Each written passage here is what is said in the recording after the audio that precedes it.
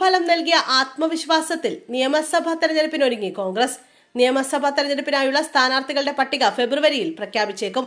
പ്രതിപക്ഷ നേതാവ് വി.ഡി. സതീശൻ നയിക്കുന്ന യു.ഡി.എഫ് സംസ്ഥാന പര്യടനത്തിന്റെ സമാപനത്തോടനുബന്ധിച്ച് സ്ഥാനാർത്ഥികളെ പ്രഖ്യാപിക്കാനാണ് നീക്കം. യു.ഡി.എഫിന്റെ തെരഞ്ഞെടുപ്പ് പ്രകടന പത്രിക തയ്യാറാക്കുന്നതിന് മുമ്പ് പൊതുജന അഭിപ്രായം തേടുക എന്ന ലക്ഷ്യത്തോടെയാണ് ഫെബ്രുവരി 1 കാസർഗോഡ് മുതൽ തിരുവനന്തപുരം വരെ യു.ഡി.എഫ് പര്യടന പരിപാടികൾ സംഘടിപ്പിക്കുന്നത്. ഫെബ്രുവരി 28 പര്യടനത്തിന്റെ സമാപനം. തിരുവനന്തപുരത്ത് നടക്കുന്ന സമാപന പരിപാടിയിൽ സ്ഥാനാർത്ഥികളെ ഉൾപ്പെടുത്തി പൊതുയോഗം സംഘടിപ്പിക്കുന്ന നിലയിൽ പ്രവർത്തനങ്ങൾ ഏകോപിപ്പിക്കാനാണ് നീക്കം. ഘടകകക്ഷികൾ മത്സരിക്കുന്ന സീറ്റുകളിലെ സ്ഥാനാർത്ഥികളെ സംബന്ധിച്ചും ധാരണയിലെത്താൻ നിർദ്ദേശം നൽകിയിട്ടുണ്ടെന്നും കോൺഗ്രസ് നേതാവ് പ്രതികരിച്ചു.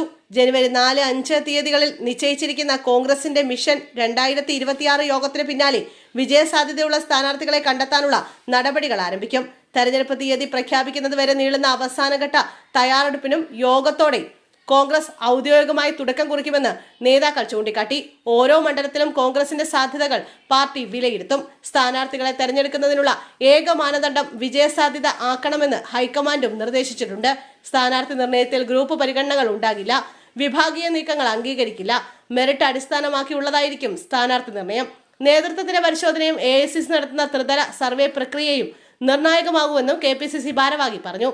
ഒട്ടുമിക്ക മണ്ഡലങ്ങളിലും ജനുവരി പകുതിയോടെ സ്ഥാനാർത്ഥികളുടെ കാര്യത്തിൽ സമവായം കൈവരിക്കാനാകുമെന്നാണ് നേതാക്കളുടെ പ്രതീക്ഷ. സംസ്ഥാനത്തെ തദ്ദേശ തെരഞ്ഞെടുപ്പിലെ വോട്ടിംഗ് രീതി നിലവിൽ UDF-ന് അനുകൂലമാണെന്നും പാർട്ടി വിലയിരുത്തുന്നു. സമീപ വർഷങ്ങളിൽ BJP-യോട് അടുത്ത നായർ വിഭാഗത്തിലൊരു പ്രബല വിഭാഗം തദ്ദേശ തെരഞ്ഞെടുപ്പിൽ കോൺഗ്രസിനെ പിന്തുണച്ചെന്നാണ് പാർട്ടിയുടെ വിലയിരുത്തൽ. ക്രിസ്ത്യൻ വോട്ടുകൾ UDF-നൊപ്പം നിലകൊണ്ടെന്നും നേതാക്കൾ അവകാശപ്പെട്ടു. കോട്ടയം, ഇടുക്കി, തൃശൂർ, പത്തനംതിട്ട ജില്ലകളിലെ തെരഞ്ഞെടുപ്പ് ഫലങ്ങളിൽ ഈ രണ്ട് ഘടകങ്ങളെയും അനുകൂലമാണെന്ന് സൂചനയുണ്ട്. 7 ജില്ലാ പഞ്ചായത്തുകൾ നേടാനായതും UDF മുന്നേറ്റത്തിന്റെ തെളിവാണെന്ന് UDF നേതാവും ചൂണ്ടിക്കാട്ടുന്നു.